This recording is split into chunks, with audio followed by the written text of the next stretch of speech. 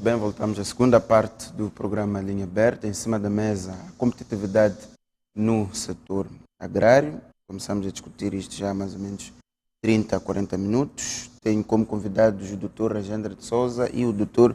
Adriano Chamus, que é diretor-geral adjunto do Instituto para a Promoção de Pequenas e Médias Empresas, a quem temos estado a colher experiências em relação à forma como lidam com as pequenas e médias empresas. Uma questão de fundo é qual é a distribuição do IPM ao nível do país e como é que o contacto é feito entre a instituição e as pequenas e médias empresas, ou seja, como é que um pequeno agricultor em Mogovolas, como é que um pequeno empresário na Manhissa pode se aproximar ao IPM e ter informação útil ao seu negócio. Bom, neste momento, apesar de o Instituto para a Promoção de Pequenas e Médias Empresas ter um órgão central, que é o próprio IPM,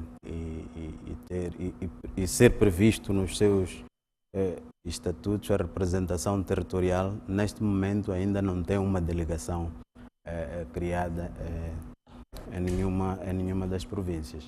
Só está em Maputo neste momento. Está em Maputo, o órgão central, mas tem estas representações ao nível dos centros de orientação ao empresário que me referi.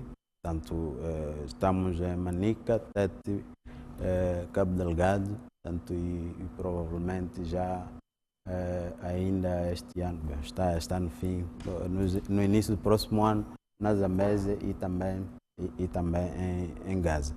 Muito bem, não perca o seu fio de pensamento.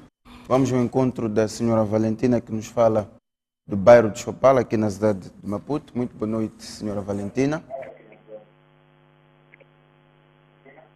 Boa noite, senhora. Boa noite, pode dar a sua contribuição? Eu queria saber se a IPM ajuda também a pequenos negócios como barracas.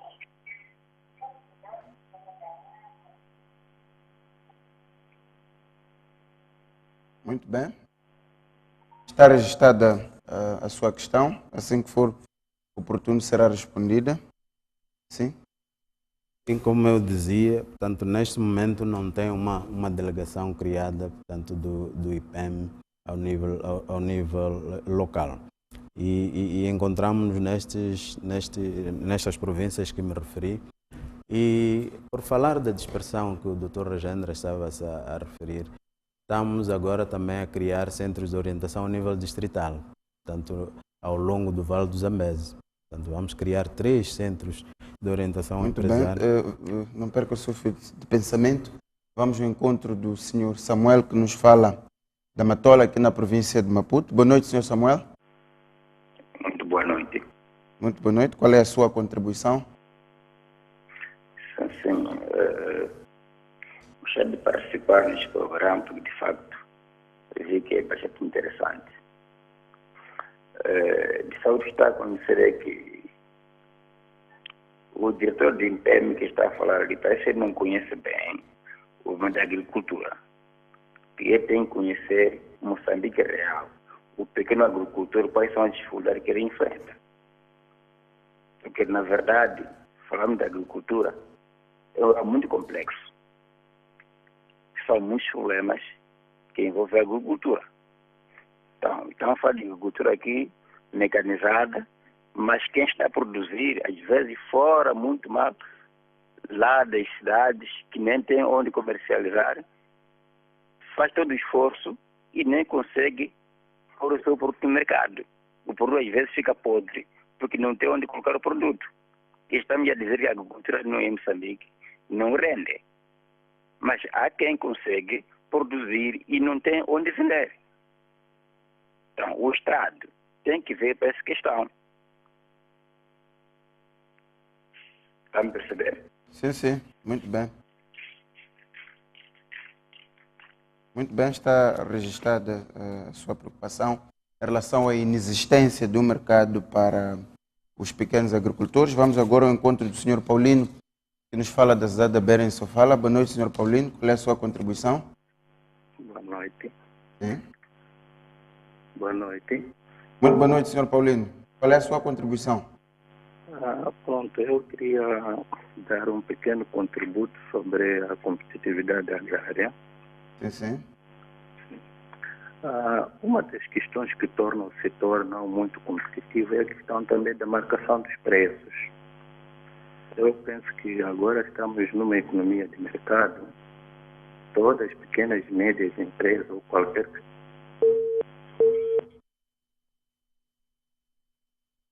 Muito bem, perdemos o contato com o Sr. Paulino. Vamos ao encontro do Sr. Eufrásio, que nos fala da cidade da Matola, aqui na província de Maputo. Boa noite, Sr. Eufrásio. A linha com o Sr. Eufrásio também caiu. Muito bem, vamos à explicação que era dada aqui pelo diretor adjunto do IPEM. Muito bem, não perca o seu fio de pensamento. Vamos ao encontro do Sr. Alexandre. Espero que a linha não caia. Estamos a falar da província de Nampula. Boa noite, Sr. Alexandre. Boa noite. Sim, qual é a sua contribuição em relação ao tema hoje aqui em cima da mesa? Bom, gostaria só de reforçar um bocado o que o painelista, o Dr. Regênera, teria colocado, que é a questão dos transportes. O custo do transporte em Moçambique é muito alto. Nós operamos aqui no corredor de Nacala e custa-nos tanto colocar o nosso produto a 300 km do Porto de Nacala, custa-nos mais ou menos 5 meticais por cada quilo, e o mesmo produto, para ser colocado, por exemplo, na China, custa-me quase os mesmos 5 meticais. O nosso custo de transporte é exorbitante. É muito difícil nós competirmos com quem quer que seja no mundo inteiro, porque hoje já estamos a competir com o mundo e conseguirmos ser competitivos. A gente produz, mas depois o nosso produto simplesmente é muito mais caro de qualquer outro que venha de outras partes do mundo, quando chegam ao mercado que interessa. E outra questão que eu gostaria de colocar é a questão de extensão rural. Os nossos produtores, as pequenas e médias empresas, não têm acesso à extensão rural. A extensão rural, a poucos quilómetros, a poucas centenas de quilómetros de uma capital, é simplesmente quase inexistente. E isso não ajuda o pequeno produtor a crescer, não ajuda a pequena e média empresa a ajudar o pequeno produtor também a crescer. Porque a pequena e média empresa, a grande empresa, não pode substituir o papel do Estado. Isso nunca vai acontecer, nunca vai acontecer. O Estado não se pode omitir do seu papel de apoiar o produtor, o pequeno, o médio. O grande, claro, tem as suas condições criadas para se poder desenvolver e crescer, mas os outros têm que ter o apoio de extensão rural. Isso é fundamental e o Estado não se pode omitir dessa função. Obrigado. Muito bem, ficou registrada aqui as questões do Sr. Alexandre, que nos falou da província de Nampula. Sim, estava a explicar a distribuição geográfica do IPEM e o seu contacto com o pequeno empresariado. Sim, como eu ia dizendo, como forma de estar mais próximo, principalmente das empresas agrícolas, estamos a instalar também centros de orientação ao empresário ao longo do Vale do Zambeze. Portanto, isto irá permitir que o IPEM esteja mais... Não perca o seu fio de pensamento. Vamos ao encontro de um telespectador que prefere o anonimato e fala daqui da província de Maputo. Boa noite. Boa noite. Obrigado pela participação. Muito bem. Qual é a sua contribuição? Simplesmente eu queria dizer o seguinte. Eu não estou a entender. Quando se diz o Estado, qual é o papel do Estado? Portanto, quando forma quadros, cria ministérios, cria alguns departamentos. Os mesmos departamentos hoje dizem que não estão instalados nas zonas rurais, onde as pessoas precisam deles. Estão mantidos todos os gabinetes dentro das cidades, capitais provinciais. Aqueles que precisam desses trabalhos não os têm lá. Não estão. Mas aparecem com muitos programas. Eu acredito que um dos problemas maiores é que alguns ministérios criam instituições simplesmente para garantir emprego do detrimento das pessoas. Mas lá onde precisa o camponês, onde existem os problemas sociais dos próprios camponeses, nunca estão. E aparecem a dizer que há um programa, há isto, estamos instalados lá, e se formos a ver no concreto, não estão. Não estão. Não existem lá. Mas quando aparecem os programas dos painéis, eu peço minha sincera desculpa do que o doutor Vendra estava a dizer. Eu, sinceramente, digo, concordo plenamente com ele, porque ele abre o espaço, diz as verdades. Mas não podemos aparecer num painel e mentirmos, simplesmente, porque nós é que vivemos de perto o que está acontecendo. Não existe, esse departamento não existe. IPM não existe, praticamente. Eu não sei quando é que surgiu esse IPM, até hoje. Quantos anos são, o que já fizeram, o que não fizeram. É aquilo que se diz, desculpa, doutora Vendra, penso que eu ouvi sua intervenção, mas é aquilo que se diz, a voz do burro nunca chega ao cedo. O Estado nunca quer ouvir de nós de nada. E são sobre eles. Muito bem, vamos ao encontro de um outro telespectador que nos fala da província de Nampula e também pede anonimato. Boa noite. Boa noite. Sim, qual é a sua contribuição? Sim, em primeiro lugar, eu gostaria de cumprimentar o painel presente e o moderador nesse caso. E eu gostaria de deixar uma contribuição. Concordo plenamente com o que o painelista e o Dr. Regina de Souza dizia, porque realmente nós precisamos de potencializar o setor familiar. Uma vez que, muitas das vezes, nós acabamos de não prestar atenção a esse setor familiar, nós acabamos de desprezar muita coisa. O setor familiar tem um grande contributo que pode dar. Sou da experiência de onde eu tive a possibilidade de morar, que é em Moança. Muito ananás é desperdiçado. Muita mandioca em derrume, em assado, é desperdiçado. Há uma necessidade urgente de potencializar esse setor. Uma vez que as vias de acesso não estão bem, uma distância de 90 km/h, 90 km, tu faz em mais de 3 horas. Como é que vai ser possível um setor ser produtivo nessas condições? Tu acabas arrebentando o teu próprio carro nessas condições. Nenhuma pessoa vai investir num sítio onde as condições não estão criadas.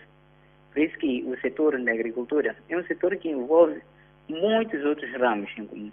Um deles é o setor de transportes. Não é possível. Devemos potencializar esse todo o circuito.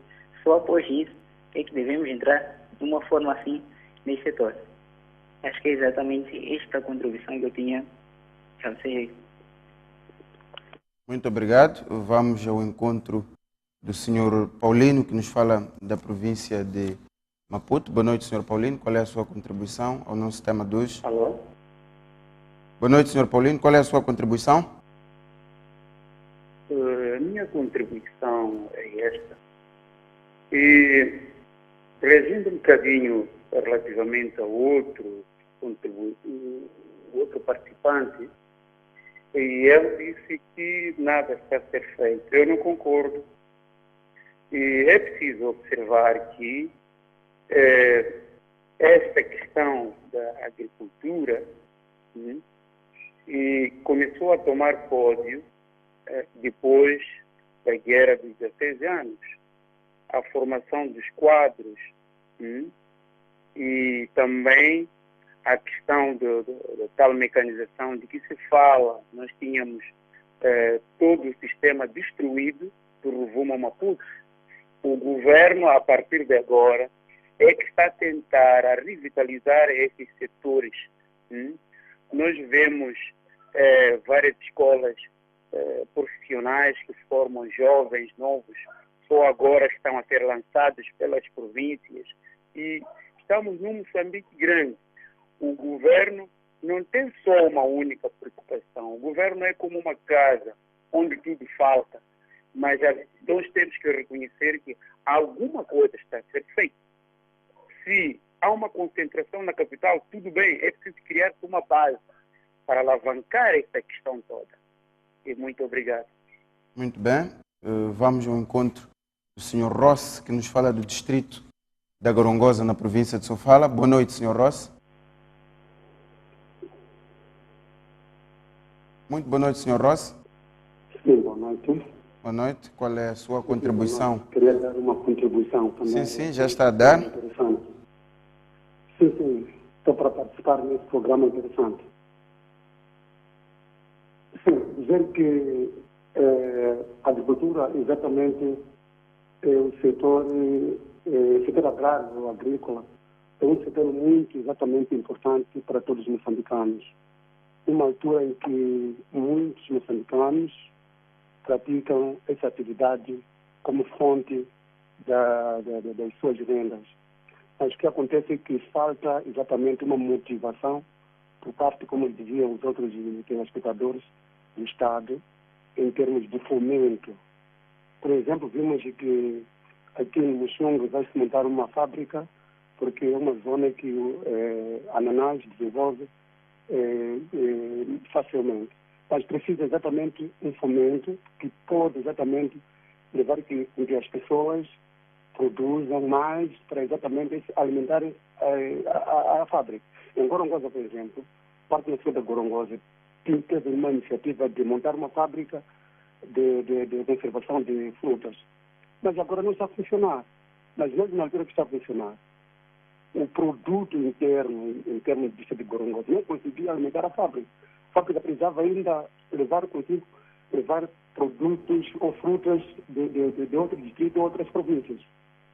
E eu recordo bem também que falou o antigo ministro da Agricultura, que agora representa a fauna em Portugal, diz que o agricultor, por exemplo, tem o exemplo de Niquadala, que é um distrito qualquer também pode ser, está ali, mas enquanto ele não tem acesso a crédito, não tem acesso a uma terra, não tem acesso à água, não tem acesso à tecnologia, não é um agricultor.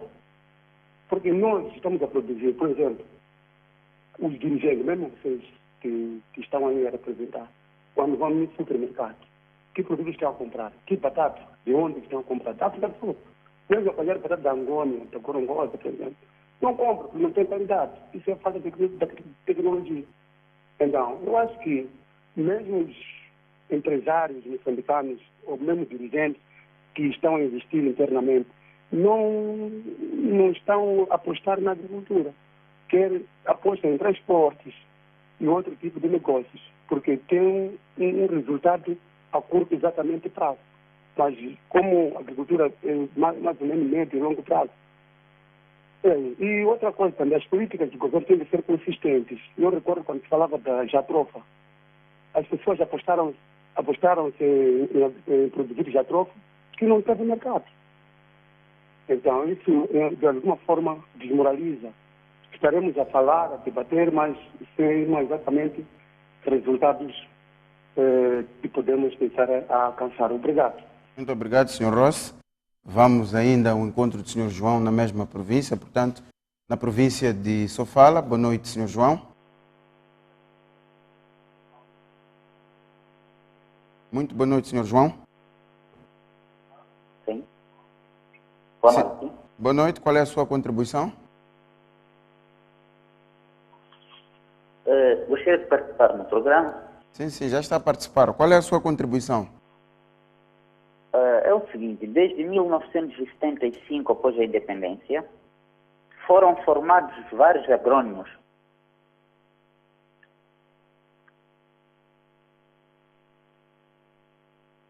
Sim, pode continuar o seu raciocínio. Onde é que estão esses mesmos agrônomos? Porque no campo não estão.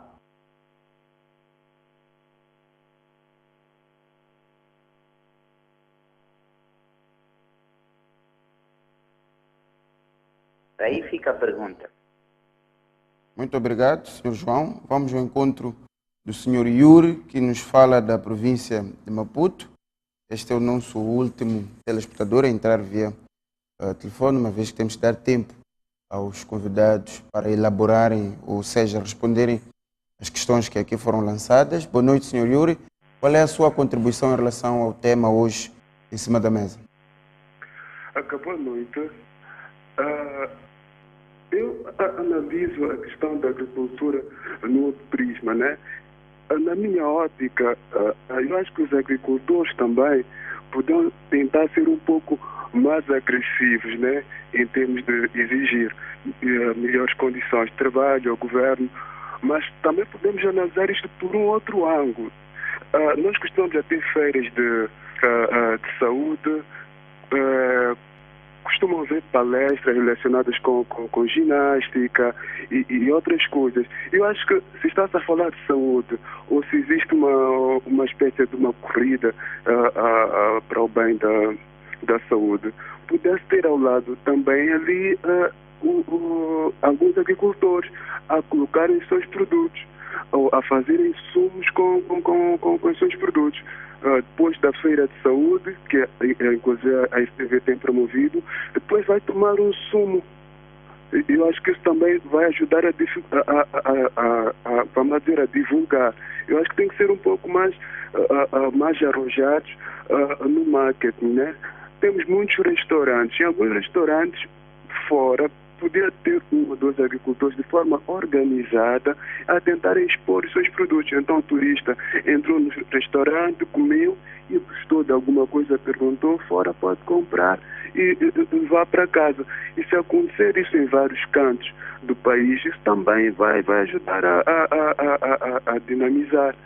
E quando começar a dar certo, aí o governo também vai aparecer. Impostos, regulamentação, quer dizer, e é assim que se cresce. Mas tem que fazer isso de uma forma diferente, na minha ótica. Quer dizer, não tem que existir uma espécie de chefe ou gestor desses agricultores. Eles têm que se associar e precisam apenas de um coordenador, mas não alguém para explorá-los, né? Precisam de um coordenador e dessa forma podem crescer. Mas eles têm que aparecer mais, né, nas feiras, tentar uma e outra vez buscar um espaço nesses grandes supermercados para estarem por fora a fazer uma exposição, porque existe uma percepção ainda aqui em Moçambique de que o que é nacional, sobretudo em termos de produtos agrícolas, é melhor do que importado. Tem aquela percepção de que não tem muitos adubos, etc, etc. Então isso é um ponto que não está a ser explorado, que pode jogar, que joga a favor dos agricultores. As pessoas sempre preferem o nacional. E podiam existir feiras em vários sítios onde as pessoas podiam comprar esses produtos. No fim de semana as pessoas estão a passear e vão comprar e a um bom preço. Acho que isso vai ajudar, mas eu acho que falta mais um pouco mais de marketing. E os agricultores têm que perceber que no princípio não vão ganhar muito, tem que começar de baixo, devagar. O importante é não terem prejuízo, ter uma pequena margem, mas gradualmente vão ganhar um pouco mais. Eu acho que, de uma forma resumida, eu acho que tem que haver um pouco mais de arrojamento, tem que ser mais arrojados os agricultores para poderem, em termos de marketing, confia-se no produto nacional, mas tem que ser arrojados em termos de marketing para poderem sobressair. De outra sorte, vamos continuar a falar, porque esses planos macro, tem-se aquela percepção de que levam muito tempo e já falharam vários. Então, eu acho que por aí pode conseguir alguma coisa. Muito obrigado, Sr. Yuri. Ficaram as linhas de força da sua intervenção. Doutora Gendra, aqui não é possível responder a todas as questões, mas de uma forma geral, tentar dar uma visão em relação aos vários pontos levantados. Os que eu registrei, essencialmente, aquilo que as pessoas questionaram é o papel do Estado na agricultura. Não se sente uma mão do Estado na agricultura, a extensão rural é praticamente inexistente. Há um telespectador de Nacala que levantava o dilema do custo de transporte, a questão da marcação dos preços e há também uma questão importante que é a questão do mercado, que a gente que produz, mas não tem onde colocar, não tem onde vender. E aqui já estávamos a falar, por exemplo, da situação de Muxungue, em que há ananás que apodrece. Então queria que fizesse uma breve apreciação em relação a estas questões levantadas. Muito obrigado. Eu próprio já tinha dividido as intervenções dos telespectadores, chamando um grupo institucional, o outro econômico, só por uma questão metodológica. As pessoas falaram de segurança. Eu logo comecei com o problema de unir o campo e a cidade, mas é preciso também que os próprios telespectadores vejam que, para além de tudo isto, há uma questão que abrange a todos, que é a questão de segurança.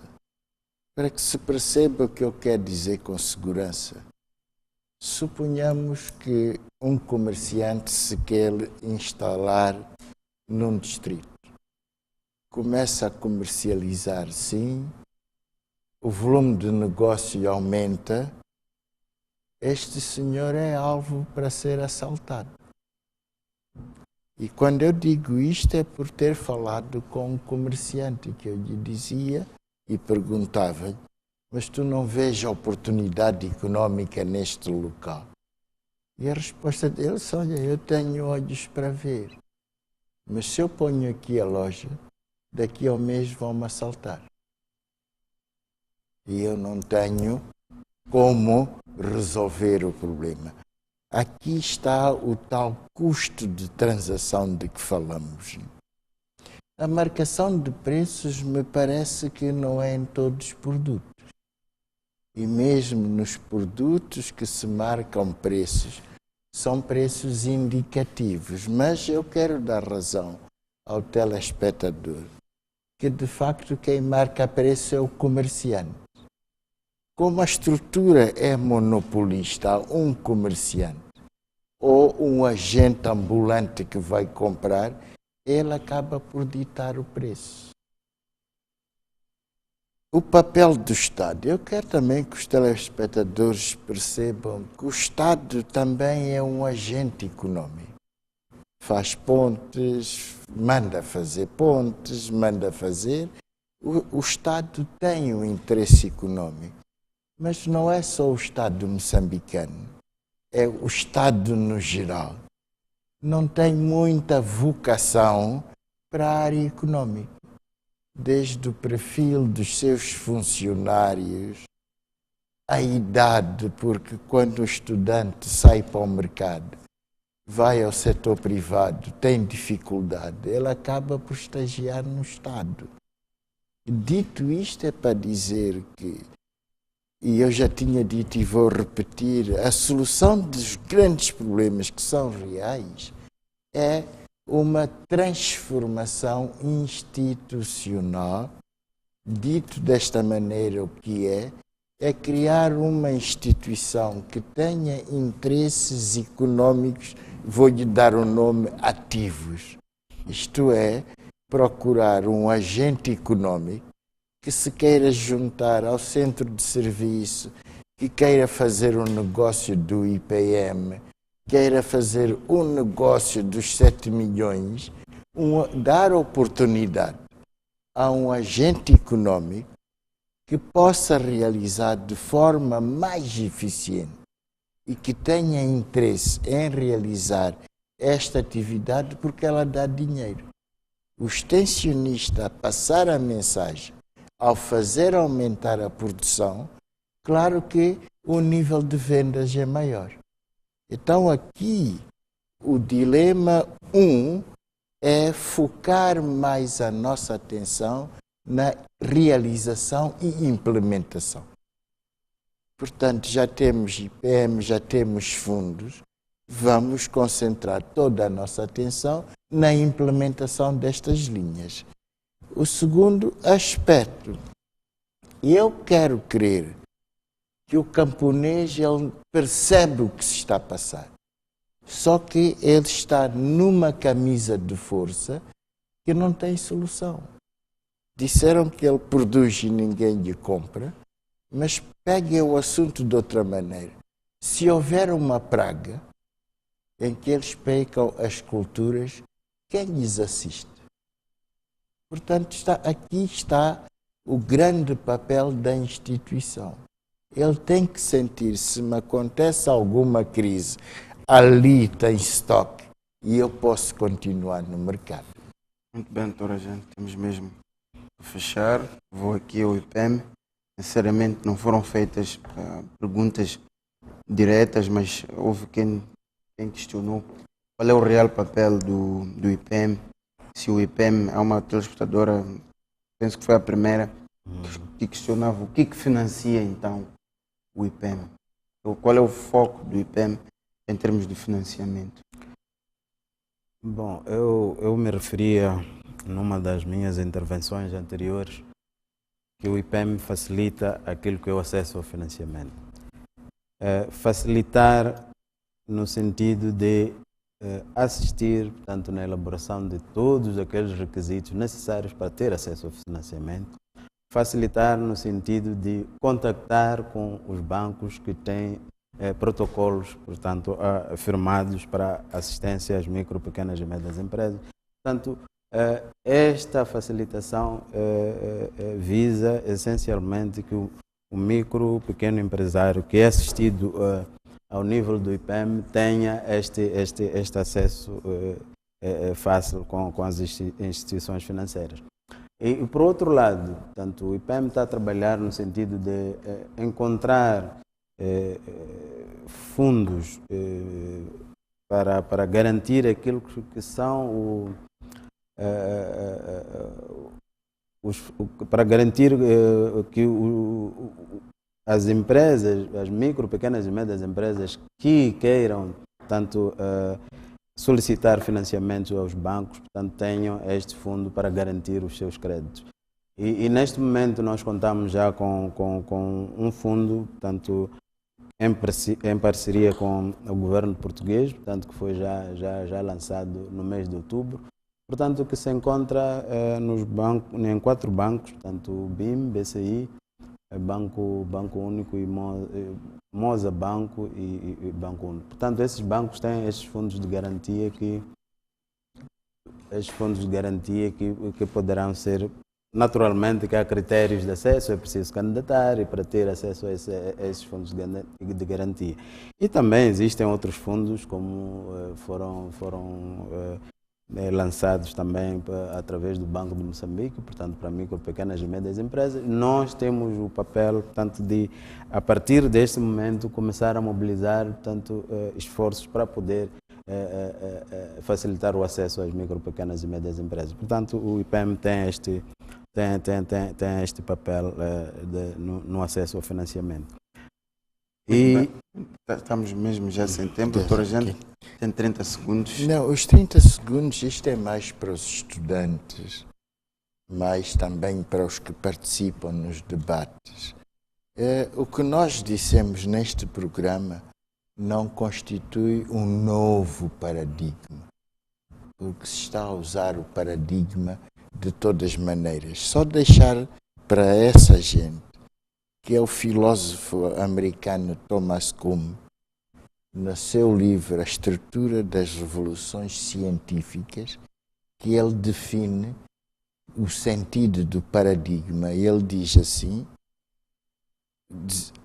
realizações científicas que geram modelos por períodos mais ou menos longos, de um modo mais ou menos explícito, orientam o desenvolvimento posterior das pesquisas exclusivamente na busca para os problemas que eles solicitaram. E, por fim, diz o paradigma como uma matriz que sustenta uma concepção no mundo numa determinada época. Tem racionalidade e engloba todas as esferas: científica, filosófica, teológica ou mesmo o senso comum.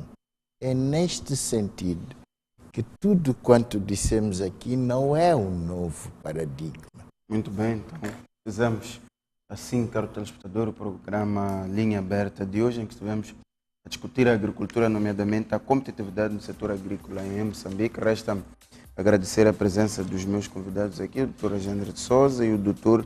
Adriano Chamusso, assim que nos acompanhou até daqui a 8 dias.